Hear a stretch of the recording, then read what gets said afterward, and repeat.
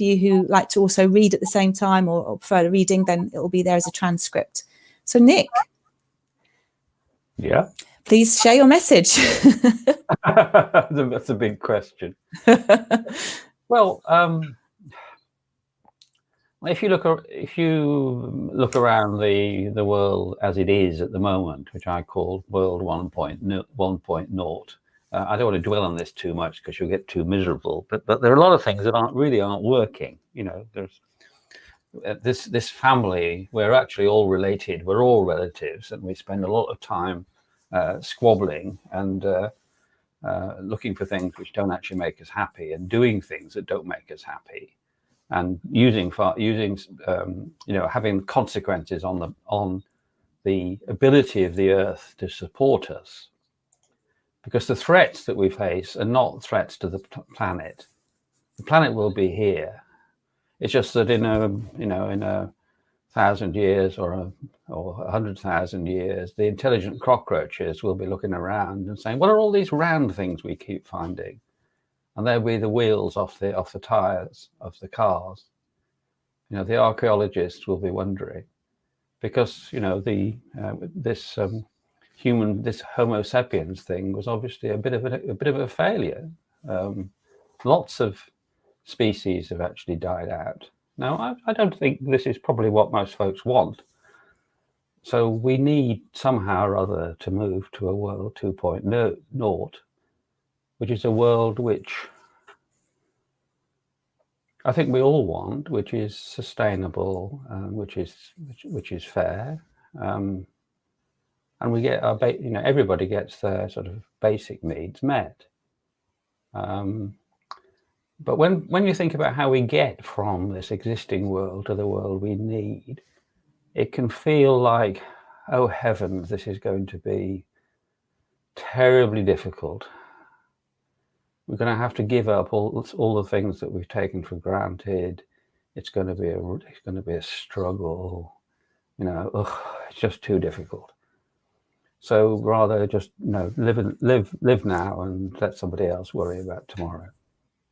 Now, I think that's a bit of a pessimistic point of view, and that it may be possible. I think it is possible for us to get to a more sustainable, the sort of world that we'd really like to leave to our great-great-grandchildren, in a way which isn't miserable.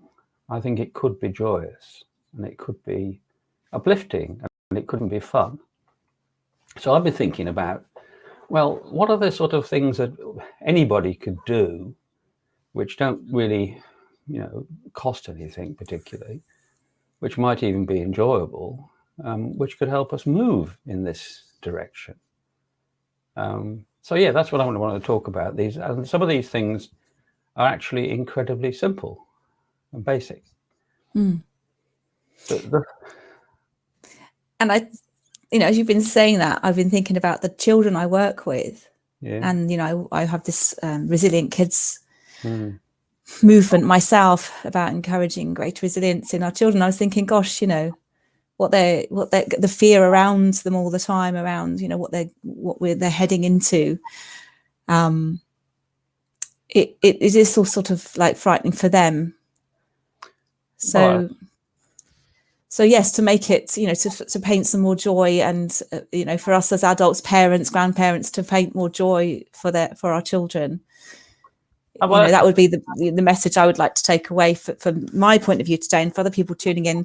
I think it's about, in our previous Zoom that we had, lighting little fires with people who want to connect with what you're saying today, and obviously then connecting with you afterwards as well, if they want to come to some more talks or gatherings, but also then putting on their own, sharing this message with other people. Yeah. Well, I do have some practical action and scalable steps, which I think are worth sharing. Yes.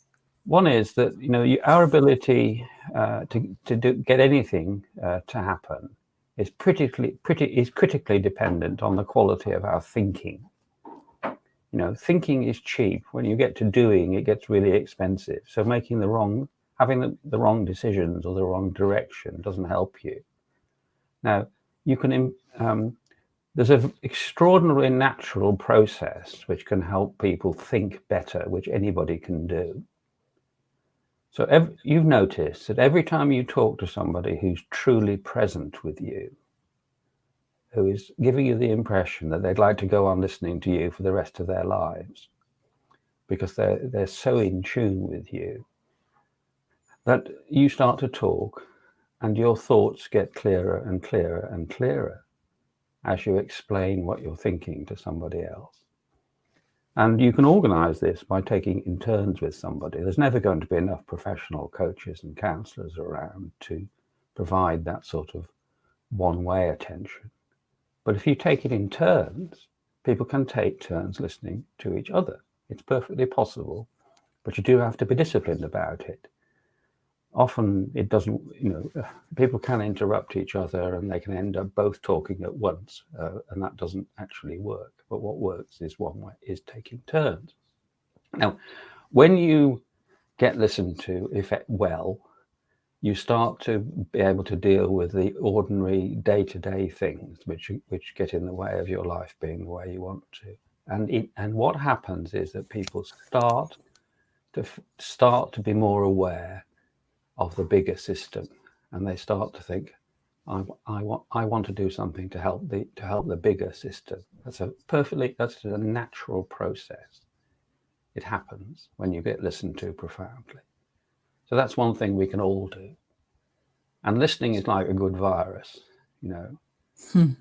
If I listen to you really well and you enjoy the process, you will think, well, this was interesting. I wonder, could I listen to somebody else? And so that we actually have and also listening builds connection, it builds understanding. And this is universal.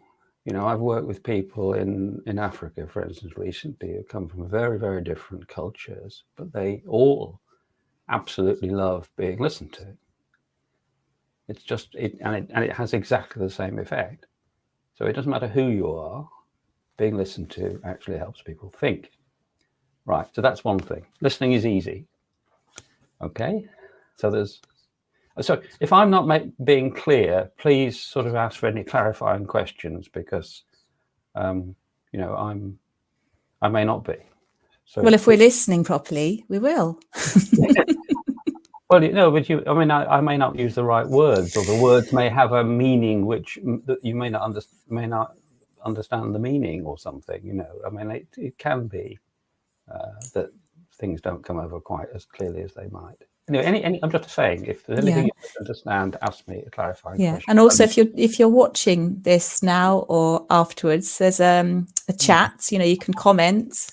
This is going out onto YouTube and onto Facebook, so you can use it just like you would in a normal, commenting sort of situation. And we can always come back to your comments afterwards. So I'll obviously let Nick know if you've added anything, and we can respond to you.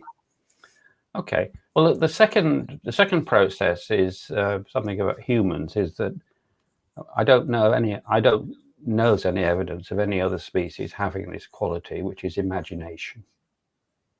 We can imagine things that don't currently exist, and if we can imagine things, we can get inspired to create them. That's the basis of appreciative inquiry. Find out what's working, and then imagine how you'd like things to be. So I've been thinking about Imagine Earth. And this again is a very simple piece of process that any group of people can do. You simply talk in a little group about what you love about the Earth, and people will say, the variety, the interconnectedness of the fact that there's a hippopotamus in it, which is the most ridiculous animal you could see. If you didn't know a hippopotamus existed, you'd never be able to imagine one, ever. So it's a wonderfully interesting world with all these different animals and people from different cultures and different ways of doing things. It's a fascinating sort of place. So what do you love about the Earth? Now that makes people think, yes, it would be a shame for the human race not to be around to be able to enjoy this, or for us to degrade it. And then the second question is, Well, let's imagine by some miracle you revisit the Earth in 100 years' time and you think, wow, this is amazing. What would be happening to make you feel so good? So that actually projects you into the future. And then you can summarize that down and say, what sort of world do you want to leave to our great-great-grandchildren? Because I don't think people want to leave a world which is on the verge of major degradation, or where 40 people control half the wealth, which is what actually happens right now. Now, again, this feels like when you do this, you find that you really create common ground with people who are very different, because everybody loves something about the world. So it's a high level unifying thing. Now, the other thing that's true is that to get anything to happen, it's really useful to connect with other people. There's a guy called Paul Hawken who wrote a book several years ago called Blessed Unrest. And in Blessed Unrest, he's sort of attempted to list, if you like, the organizations who are all networks and organizations across the world who are basically trying to make the world a better place in a whole variety of different ways. It might be ecology, indigenous rights, education, health. But there are 2 million organizations across the world, not people, organizations. And he says this is the biggest movement that nobody's ever heard about. They're not as connected as they might be. So it would be really useful to see what we can do to facilitate these networks talking to each other. Now, many years ago, I ran when I was working for ICI, I ran an event called Networking with somebody else. I ran an event called Networking the Networks, where we had people from 30 networks in London. And people talked about what they were doing and made friends and things. But also I worked with them to say, well, what are we actually trying to achieve together? And they came up with, well, I suppose the excavated version is they came up with creating transformation as this unifying theme that they all wanted to do. These 30 diverse networks. Again, that's a process which can be scaled without limit. There's nothing to stop anybody saying, that's interesting, I'm in this and I'm in that and I'm in the other. I wonder if they ever talk to each other. I wonder if there'd be some benefit if they did talk to each other.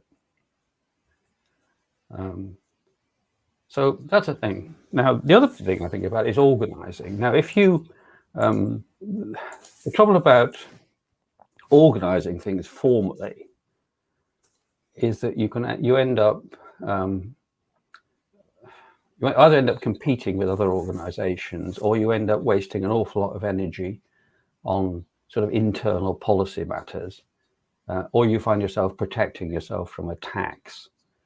There was a book called Systemantics, which came out a while ago, which said that the UN at one time spent sort of a whole day talking about whether UN employees should be able to travel first class or not. So the idea of systemantics is that internal issues dominate over the mission if the organization is big enough. So I don't think we need that. I just think we need lots and lots, as you said about lighting fires, we need lots and lots and lots of little groups getting together and saying, look, okay, what can we do? Maybe we can do something locally. There's nothing, maybe we can do something. Maybe we can do something locally. Maybe we can start to think about how we can make our neighborhood more sustainable. Again, I don't know how that would work, but I think it's possible. And doing things with other people doing good work with other people is incredibly enjoyable. I'll tell a tale. When I was a graduate student at Birmingham, there was a guy in the lab called Bill. Now, Bill and his wife had just moved into an absolutely brand new house.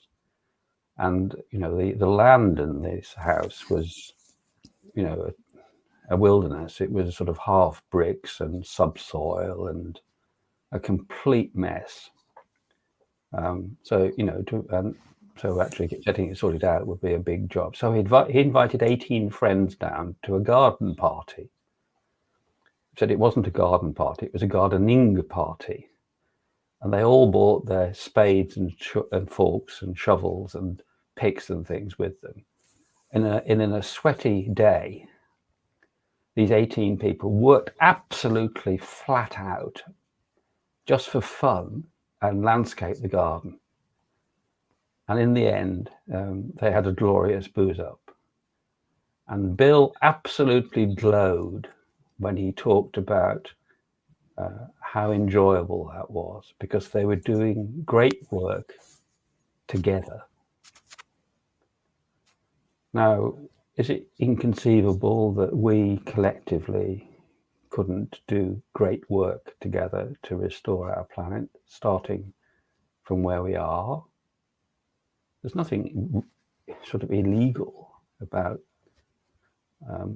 getting together with your neighbors and seeing how you can make your place where you live more sustainable or more beautiful or whatever you want. And I don't see any reason why that can't be global either. You know, lots and lots and lots of these little groups going on and then being connected and then connecting with each other. Here in our neighbourhood, we've just put on a local Wellfest, and my friend's got a yurt in her garden, and she called it Birth and Wellbeing. And then now we have 60 providers. People just on our very, very small local sort of patch, we didn't even know about, you know, doing all wonderful things. And then we put on the Wellfest again. You know, we've had recycling there, talks, people sharing it as similar stories. So yeah, it was just so localized, and actually from that's, you know, like you say, duplicable and scalable. Yeah, and if you've done the good work and you tell people, then it's possible for it to catch on, isn't it? That's what is one of the. Although you can get, you know, misinformation and distorted stuff and conspiracy theories spread through you know, this sort of media, you can also get good stories. And when you've done good work and you know, your enthusiasm and your joy comes over, people think, well, maybe we could do that. Yeah. And that's fine. I mean, I think if you've got a good idea, give it away. That's the best way of getting somebody else to take it up. Yeah. And I've got two more, but I know we've got half an hour, so I've got two more points. We can have longer. I've got two more. There's no rule. Oh, isn't there? I didn't know that. Well, no. which is I've done some work on happiness. This was, again, a very simple application of appreciative inquiry. We had a couple of friends round one evening, and I said to Kay, my long-suffering wife, would you indulge me for a bit, and the other people? And I said, oh, all right then. We just went around the table, and I asked people to tell a story about a time when they were happy.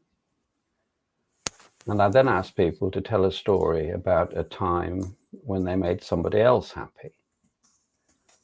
And it was an incredibly interesting and very happy experience, because one of the principles of appreciative inquiry is that you get what you look for. So if you look for misery, you'll find misery. But if you look for happiness, you'll find happiness. So, I mean, Kay, I remember, talked about being overwhelmed by a sunset.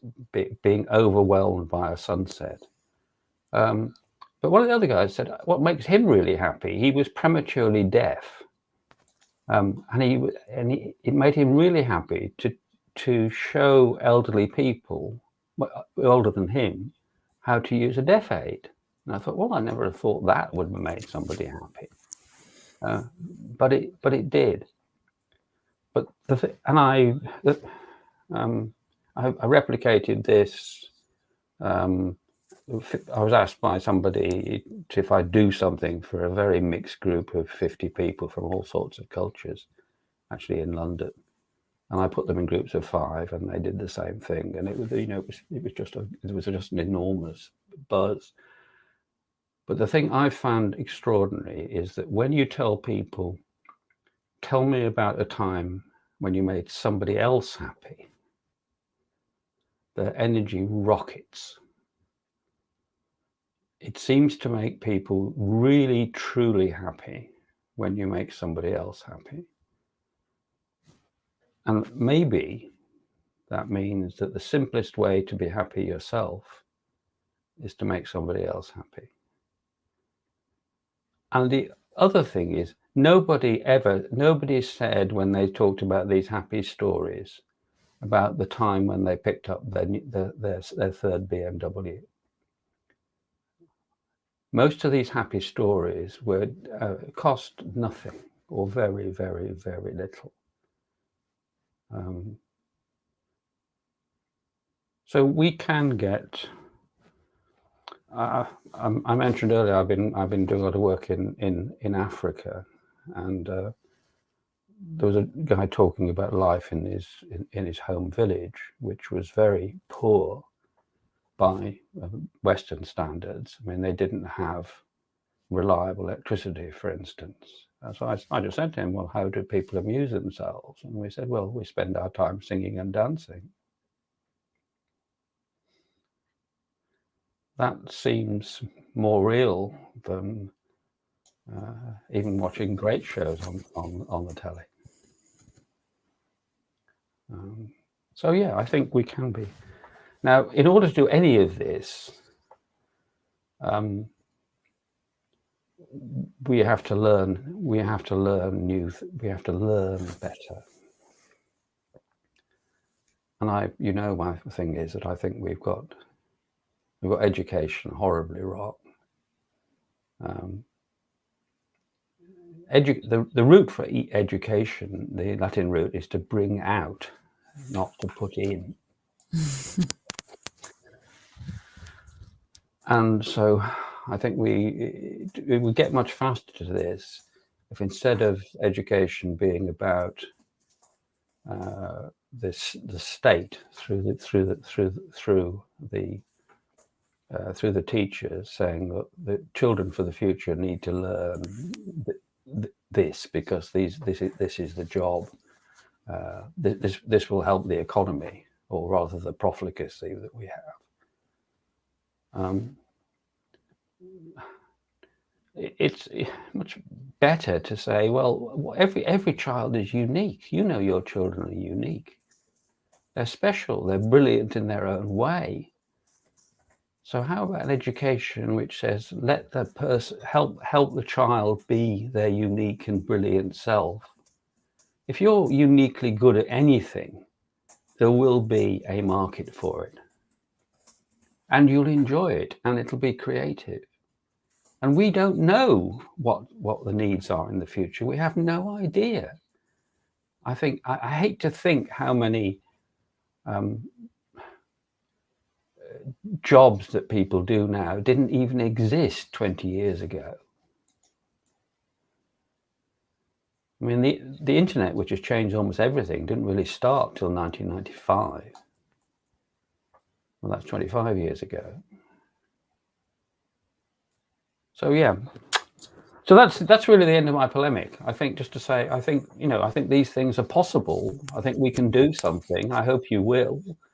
And I don't think we need to despair, because despair means we just get stuck. Much more better to have a go, even if it doesn't work, and not have a go at all. I always make the argument about, the advantages of being an optimist. But if you're an optimist and you think things are going to go well and they go badly, you're disappointed when they go badly. If you're a pessimist, you're worried all the time, even before they go badly. And then if you're an optimist and things go well, then you feel great, and you feel justified. So that's it. That's my splurge. Thank you for having me. Thank you for being here, and thank you for listening to our audience are here, or if you tune in afterwards, as I said, or if you've just joined us. This is a random dialogue with Dr. Nick Heap. It will be transcribed. If you like what you've heard and feel that you'd like to come and have some more conversations with us, or come and join the Random Dialogues crew, then there is a Facebook page called Random Dialogues, and you can connect with Nick or myself on LinkedIn. I think would be a good place to find us, and have some more conversations. Come and share your message too.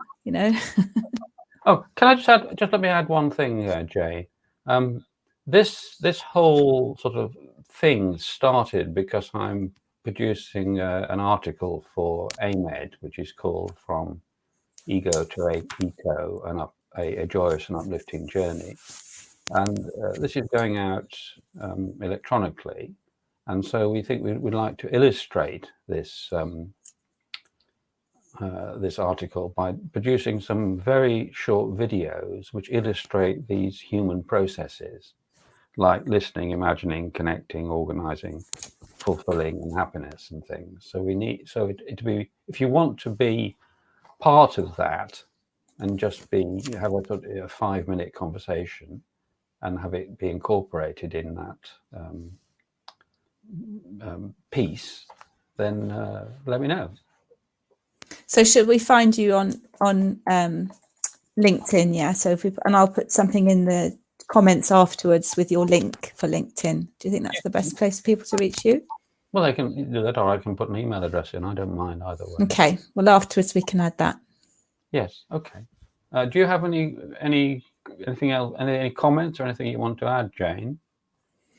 No, Nick and I had a Zoom together a couple of weeks ago to talk about what we might talk about today, and it was transcribed then. So it was really good to read afterwards what you'd said as well, to really absorb it some more. And I think it's good today to listen. So if you've been watching and you listened, and then read the transcript, and then maybe pick up on something and focus on maybe something that you could do from this conversation, that to make a small local ripple, a small difference where you are in your own heart, home, community, because it's a massive undertaking to want to make a difference in the world.